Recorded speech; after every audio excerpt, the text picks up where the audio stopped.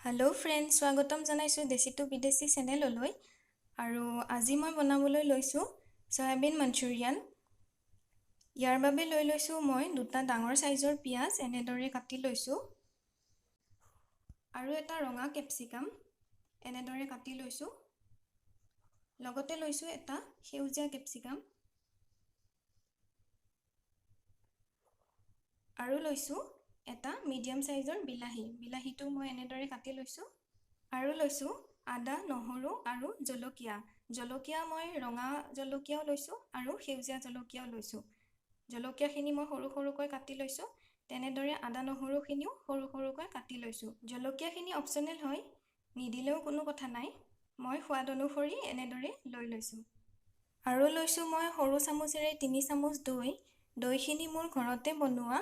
আপুনি যদি দৈ খাই বেয়া পায় তেনেহ'লে নললেও কথা নাই। লগতে লৈছোঁ মই কৰ্ণফ্ল'ৰো মই সৰু চামুচেৰে 3 চামুচ লৈ লৈছোঁ। আপুনি কৰ্ণফ্ল'ৰৰ সলনি ময়দাও ব্যৱহাৰ কৰিব পাৰে। আৰু লৈছোঁ সয়া চচ 2 চামুচ আৰু টমেটো চচ 2 চামুচ। আৰু যিহেতুকে সয়াবিন মঞ্চুৰিয়ান বনাম, সেইবাবে সয়াবিন লৈ লৈছোঁ মই 50 গ্ৰামমান। মই মিডিয়াম সাইজৰ সয়াবিন লৈছোঁ। ডাঙৰটো ল'লে বেছি সুবিধা হয়। মই আজি ডাঙৰটো নাছিল কাৰণে মিডিয়াম সাইজৰটোৱে লৈ সয়াবিনখিনি মই ভালদৰে ধুই 4 মিনিট সময় বইল কৰি ঠাণ্ডা হ'বলৈ দি পানীখিনি উলিয়াই এনেদৰে লৈ লৈছোঁ।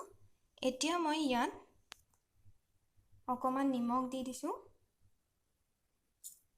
আৰু অলপকৈ দৈখিনি দি দিছোঁ।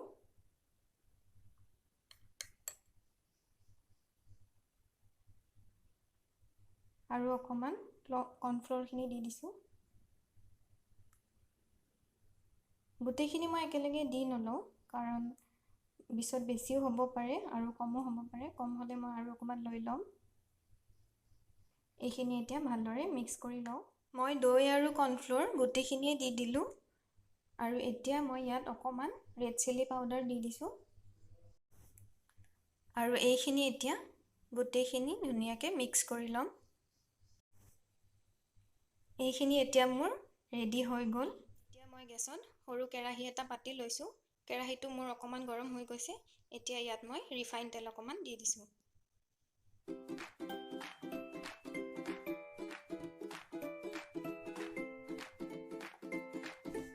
তেলখিনি মোৰ গৰম হৈ গৈছে। এতিয়া মই ইয়াত এটা এটাকৈ সয়াবিন দি দিছোঁ।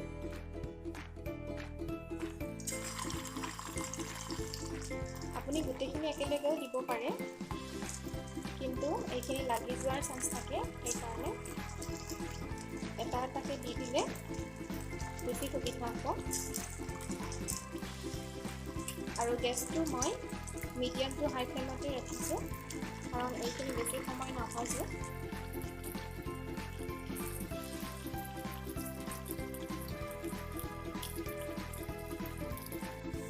এইখিনি দেখিছে, ধুনীয়া ৰঙচুৱা এটা কালাৰ আহি গৈছে। জুইটো কমত দি নাভাজিব, নহ'লে ইয়াৰে সয়াবিনত তেল সোমাই যাব ভিতৰলৈ।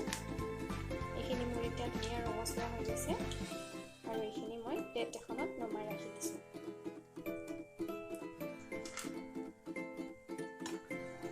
এইদৰে মই গোটেইখিনি একেলগে ভাজি ল'ম। গোটেইখিনি সয়াবিন ভাজি মোৰ হৈ গ'ল।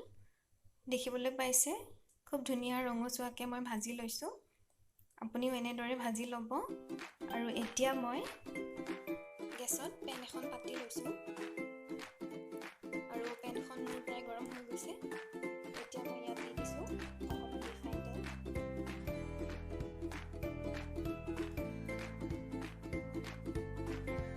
সৰু চামুচেৰে 4 চামুচ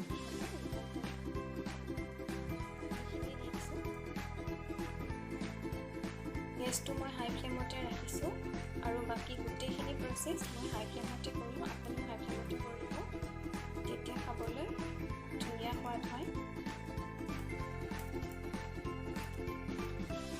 তেলখিনি মোৰ গৰম হৈ গৈছে। এতিয়া মই ইয়াত দি দিছোঁ পিঁয়াজখিনি।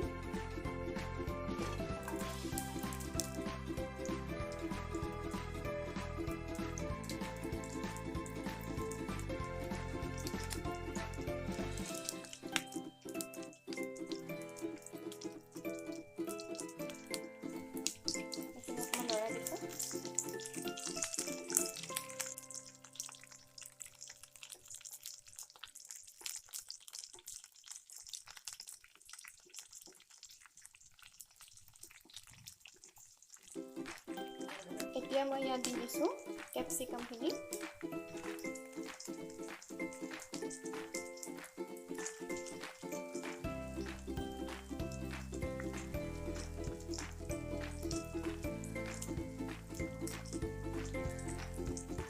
আৰু এইখিনি ভালদৰে লৰাই 2 মিনিটমান সময় ভাজি ল'ম।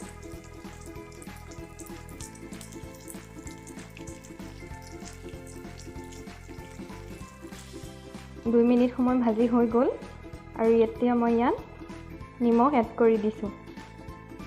নিমখ সোৱাদ অনুসৰি দি দিছোঁ আৰু অলপ এতিয়া কমকৈ দিছোঁ কাৰণ চয়াবিনতো নিমখ দিছিলোঁ যেতিয়া।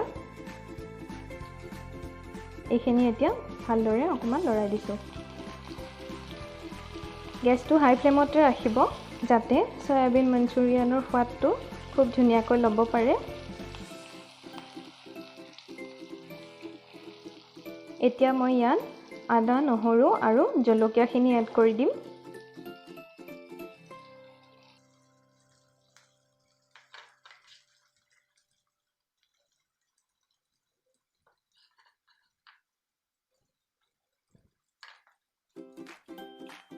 আৰু এইখিনি অকণমান লৰাই ভাজি থাকিম।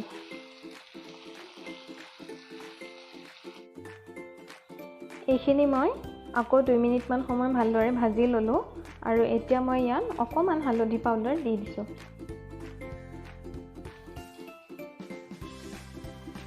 আৰু এইখিনি লৰাই দিছোঁ।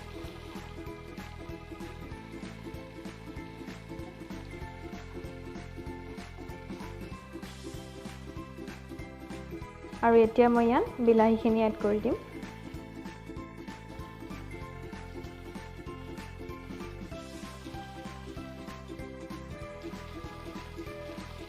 আকৌ 2 মিনিটমান সময় ভালদৰে লৰাই এইখিনি মই ভাজি ল'ম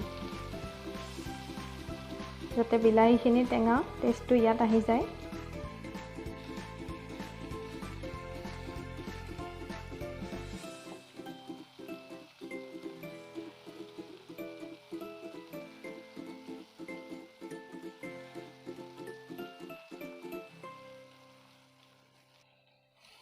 আৰু এতিয়া কোৱাৰেণ্টাইনৰ সময় যিহেতুকে বাহিৰত ক'তো খাবও যাব নোৱাৰি, ঘৰতে এইদৰে বনাই খাবচোন। সম্পূৰ্ণ ৰেষ্টুৰেণ্টৰ নিচিনাই লাগে খাই। খুব সহজতে এইদৰে বনাব পাৰি। আপোনালোকে ঘৰত এইদৰে বনাই খাবচোন।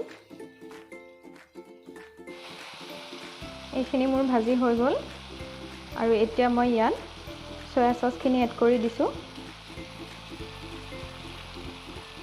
অকণমান এড কৰি দিছোঁ আৰু অকণমান পিছত এড কৰি দিম। অকণমান টমেটো চচো এড কৰি দিছোঁ।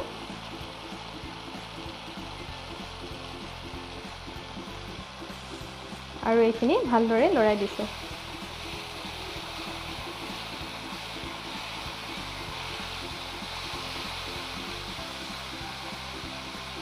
এতিয়া মই ইয়াত চয়াবিনখিনি লাহে দি দিছোঁ।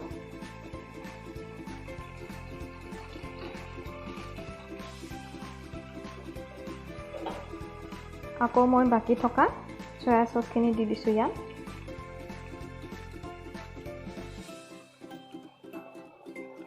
আৰু টমেটো চচখিনিও দি দিছোঁ।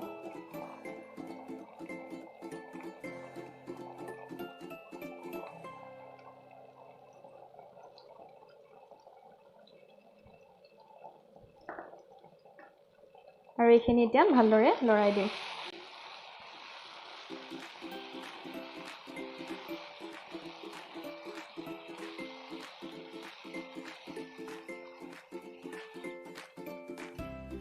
আৰু ইয়াত এতিয়া মই পানী এড কৰি দিম। পানী মই অকণমানেই দিম, বহুত বেছি নিদিওঁ, যাতে গোটেইখিনি ধুনীয়াকৈ মিক্স হৈ যায়।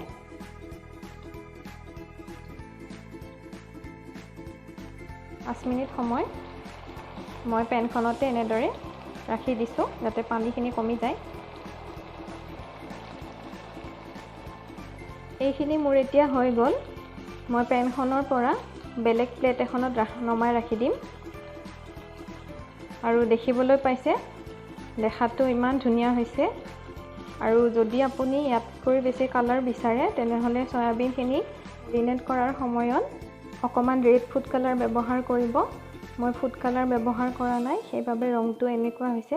তথাপি খুব ধুনীয়া হৈছে আৰু আপুনি যদি বিচাৰে ফুড কালাৰটো ব্যৱহাৰ কৰিব।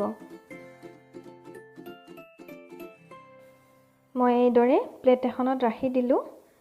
দেখিবলৈ পাইছে, দেখাত ইমান ধুনীয়া হৈছে আৰু খাবলৈও খুবেই টেষ্টি হয়। এইদৰে আপোনালোকেও বনাই খাই চাবচোন। তেনেহ'লে আজিলৈ আহিছোঁ, আৰু এটা নতুন ৰেচিপি লৈ আহিম। ধন্যবাদ।